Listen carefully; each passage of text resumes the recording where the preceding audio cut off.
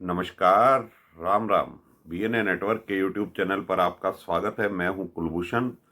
अगर आप अभी तक हमारे चैनल से नहीं जुड़े हैं तो कृपया चैनल को सब्सक्राइब कर लीजिए। मेरा कंटेंट, मेरा विश्लेषण आज के विषय में आपको पसंद आता है तो लाइक भी जरूर कीजिए। लोकसभा में विपक्ष के नेता हैं राहुल गांधी, और किस तरह से उन्होंने लोकसभा चुनावों में प्रचार किया, और प्रचार वो लोकसभा के चुनावों से पहले ही नहीं कर रहे थे।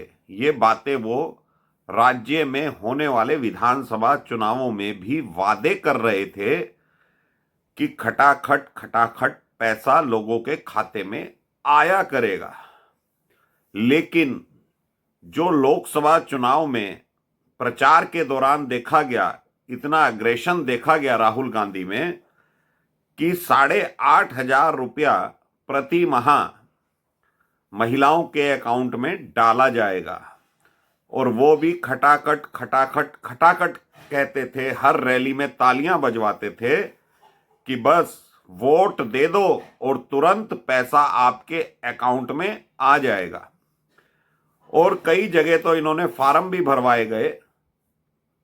भरवा लिए गए थे कि 8,500 रुपया महीना चुनाव खत्म होते ही महिलाओं के अकाउंट में आने वाला है। तो शायद यही वजह रही होगी कि 99 सीट कांग्रेस पार्टी जीतने में कामयाब हुई। एक तो संविधान की किताब लहराते थे, और जब लोकसभा के रिजल्ट आए थे चुनाव के, तो ऐसा राहुल गांधी बर्ताव करने लगे थे जैसे कि पूरा विश्व राहुल गांधी और कांग्रेस पार्टी ने जीत लिया हो। तो बात है हिमाचल प्रदेश की, जहां पर राहुल गांधी और इनकी बहन प्रियंका गांधी तरह तरह के वादे कर रहे थे विधानसभा के चुनावों में। वो वादे क्या थे? 1,000 रुपया प्रति महीना महिलाओं के अकाउंट में, और ओल्ड पेंशन स्कीम लागू करने की बात कही गई थी। तो वहां पर कांग्रेस सत्ता में आ जाती है। वोट प्रतिशत उसका भाजपा से मात्र 1% ही अधिक रहता है, लेकिन सरकार बनाने में कामयाब हो जाती है। बेरोजगारी भत्ते की बात की गई, महिलाओं को पैसे देने की बात की गई, 500 रुपए में सिलेंडर देने की बात की गई, और मेन बात इसमें मुद्दा ये रहा कि ओल्ड पेंशन स्कीम लागू कर दी जाएगी अगर कांग्रेस की सरकार आ जाती है। उस वक्त भी खटाखट राहुल गांधी और प्रियंका गांधी बोला करते थे। तो जो राहुल गांधी खटाखट बोल रहे थे, हाई कोर्ट ने जमकर तमाचा मारा है फटाफट सुक्खू सरकार को, यानी हिमाचल प्रदेश की सरकार को। नई दिल्ली स्थित उनका जो हिमाचल भवन है, हाई कोर्ट ने आदेश दिया है कि अगर आपने फला कंपनी को 150 करोड़ रुपए नहीं चुकाए तो आपका जो हिमाचल भवन है नई दिल्ली में स्थित है, जहां पर सभी सरकारी अधिकारी, विधायक, मंत्री दिल्ली पहुंचने के बाद विश्राम भी किया करते हैं, उसको नीलाम कर दिया जाएगा। और जो नीलामी से वसूली होगी वो उस कंपनी को भुगतान में काम आएगी। तो मामला है दोस्तों, एक कंपनी है शैली हाइड्रो लिमिटेड, जो हिमाचल सरकार से करार करती है। लाहौल स्पीति हिमाचल प्रदेश का एक जिला है, वहां पर पावर प्रोजेक्ट लगाने की बात होती है, और कंपनी के साथ, शैली हाइड्रो लिमिटेड जो कंपनी है उसके साथ हिमाचल सरकार करार करती है। 64 करोड़ रुपए शैली हाइड्रो लिमिटेड कंपनी जमा करा देती है उस प्रोजेक्ट पर काम शुरू करने के लिए, और कार्य शुरू कर देती है। 2022 की ये बात है। तो जब कंपनी को मालूम पड़ता है कि सरकार इसमें दिलचस्पी नहीं दिखा रही है और जो सरकार को फंड खर्च करना है सरकार ने हाथ खड़े कर दिए हैं, तो कंपनी का पैसा फंस जाता है।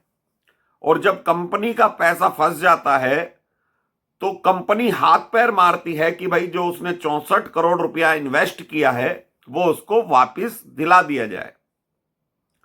मामला जाता है आर्बिट्रेशन में, वहां पर कंपनी और सरकार दोनों की सुनवाई होती है। तो वहां पर निर्णय दिया जाता है कि 64 करोड़ रुपया सरकार अमुक कंपनी को वापस करे और 7% सालाना वार्षिक जो ब्याज होता है वो भी अदा करे। तो सुक्खू सरकार, जो वहां के मुख्यमंत्री हैं सुखविंदर सिंह सुक्खू, 2 महीने पहले क्या कह रहे थे कि सरकार की हालत बहुत खराब है, विधायक अपनी तनख्वाह ना लें, अपनी सैलरी ना लें, कर्मचारियों को देने के लिए पैसे नहीं हैं, टॉयलेट टैक्स लगा दिया गया था। तो सुक्खू सरकार नाकाम रहती है 64 करोड़ रुपया देने में। और 64 करोड़ तो छोड़ दीजिए, जो वार्षिक ब्याज बैठ रहा था, हर महीने के आदेश हुए थे कंपनी को देने के लिए कि कम से कम ब्याज कंपनी को मिलता रहे, वो भी सुक्खू सरकार देने में नाकामयाब रहती है। तो कंपनी हिमाचल हाई कोर्ट चली जाती है। 2023 जनवरी में एक आदेश पारित होता है, फिर से सुक्खू सरकार को फटकार लगती है कि भाई आप इनके पैसे दीजिए, चाहे थोड़े थोड़े करके दीजिए। लेकिन वो single bench Himachal Pradesh high court की थी, उस पर डबल बेंच रोक लगा देती है और कुछ समय सरकार को दे देती है कि अब आप पैसा दे दीजिए। लेकिन फिर से डबल बेंच में मुकदमा जाता है और कंपनी गुहार लगाती है कि सुक्खू सरकार ने आज तक हमें 1 रुपया भी इस प्रोजेक्ट के बाबत नहीं दिया है। तो जो निर्णय अब हाई कोर्ट का आता है, सुनवाई करने के बाद हाई कोर्ट कहता है जो सरकार की संपत्ति है दिल्ली स्थित हिमाचल भवन, जो पूरे हिमाचल प्रदेश की जान है, आन है, बान है, शान है, उसको अटैच कर दिया जाए। अगर सुक्खू सरकार अब पैसे देने में नाकामयाब रहती है तो उसकी नीलामी की जाएगी और नीलामी करके पैसा जो आएगा वो कंपनी को दिया जाएगा। तो ये लोग जो नेता होते हैं, वादे तो बहुत बड़े बड़े कर देते हैं, लेकिन सरकारी खजाना खाली होता है। ओल्ड पेंशन स्कीम तो छोड़ दीजिए, जो फिलहाल वर्तमान की सैलरी है वो कर्मचारियों को नहीं दी जा रही। बैंक के ओवरड्राफ्ट चल रहे हैं सरकार के। कोई चीज अब हिमाचल प्रदेश में ऐसी नहीं है जिसको मॉर्टगेज करके सरकार बैंकों से कर्जा ले सके। 42 से 46% खर्चे हिमाचल प्रदेश सरकार के बढ़ गए हैं। तो वहां के मुख्यमंत्री तो कहते हैं सचिवों ने मना कर दिया है सैलरी लेने से, हम 3-3 महीने की सैलरी अभी नहीं लेंगे। तो क्या 3 महीने की सैलरी से सरकारें चला करती हैं? ओल्ड पेंशन स्कीम बंद हो गई, महिलाओं को 2 महीने तक पैसे दिए गए 1000 रुपये प्रति महीना, वो भी बंद कर दिए गए। ऐसे में जो विकास के कार्य हैं वो सरकार कहां से करवाएगी जब सरकार के पास फंड ही नहीं है। लेकिन राहुल गांधी को तो लाल किताब से इतनी मोहब्बत है, संविधान की किताब लेकर घूमते हैं और जब वो किताब बंटवाते हैं तो वो अंदर कोरी होती है, पन्ने बिल्कुल कोरे होते हैं, उस पर कुछ नहीं लिखा होता। तो यही ज्ञान राहुल गांधी को मिला हुआ है। जिस तरह से वो किताबें कोरी हैं, राहुल गांधी का दिमाग भी बिल्कुल कोरा नजर आता है। और हिमाचल प्रदेश में जो जीत का सेहरा बांधा गया था वो तो प्रियंका गांधी पर बांधा गया था। तो प्रियंका गांधी आज कहां है? सरकार की किसी भी प्रॉपर्टी की नीलामी हो तो मुझे तो नहीं लगता कि देश में ऐसे पहले कभी हुआ होगा। किसी सरकार की प्रॉपर्टी नीलाम करने तक की बात आ गई हो गई। लेकिन जब तुम लोग वादे करते हो, सरकारी खजाने पर डाका मारते हो एक तरह से, तो विकास कार्य भी अवरुद्ध होते हैं। और आज हालत हिमाचल प्रदेश की ही नहीं, कर्नाटक की भी कांग्रेस सरकार की हालत खराब है, तेलंगाना की भी हालत खराब है। वादे तो बहुत बड़े बड़े राहुल गांधी कर देता है खटाखट, तो अब जो तमाचा पड़ा है फटाफट उसको राहुल गांधी क्या अपनी जेब से देगा? क्या राहुल गांधी और कांग्रेस पार्टी 150 करोड़ रुपया हिमाचल प्रदेश की सरकार को दे सकते हैं कि भाई अमुक कंपनी का कर्जा चुकाया जाए? वादे करने के लिए तो, बड़ी बड़ी घोषणाएं करने के लिए तो, ताली बजवाने के लिए तो ऐसे ढोल पीट दिए जाते हैं और 99 सीट लाकर अपने आप को विश्व विजेता घोषित कर दिया जाता है।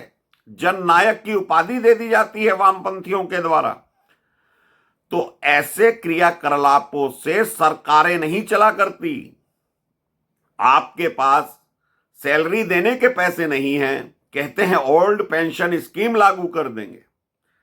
ऐसे ही वादे महाराष्ट्र के चुनावों में किए गए, झारखंड के चुनावों में किए गए। यही हाल दिल्ली की सरकार का है। दिल्ली की सरकार पहली बार घाटे में चल रही है। सीएजी की रिपोर्ट छुपा दी जाती है, कहीं हमारे घोटाले ना खुल जाएं, कहीं लोगों को यह पता ना लग जाए कि सरकार घाटे में चल रही है। तो हिमाचल सरकार का तो बेड़ा गर्क कर दिया है राहुल गांधी की स्कीम ने। कर्नाटक की स्थिति विस्फोटक बनी हुई है। बसों के किराए माफ कर दिए जाते हैं। बसें के जो किराए माफ किए जाते हैं, बस कर्मचारियों की सैलरी देने के लिए कर्नाटक सरकार के पास भी पैसा नहीं है। यही हालत दिल्ली में बनी हुई है। तो ये जो फ्री के आलंबरदार हैं, जो कहते हैं हम तो फ्री बांटकर वोट पालेंगे, तो एक दिन इन्हें मुंह छुपाने की जगह भी नहीं मिलेगी। तो दोस्तों, फ्री के चक्कर में और ऐसी घोषणाओं के चक्कर में अगर आप वोट देते हैं तो अपने राज्य का, अपने देश का नुकसान करते हैं। ये चीज समझनी होगी। खटाखट तो कोई भी कर सकता है, लेकिन जब कोर्ट का निर्णय फटाफट आएगा तो तमाचा ही पड़ेगा। अभी के लिए इतना ही। मेरा कंटेंट, मेरा विश्लेषण आपको पसंद आए तो लाइक जरूर कीजिएगा, चैनल को सब्सक्राइब जरूर कर लीजिए, बेल आइकॉन दबा लीजिए, और मेरा विश्लेषण पसंद आता है तो वीडियो को शेयर भी जरूर कीजिए। धन्यवाद। नमस्कार। भारत माता की जय।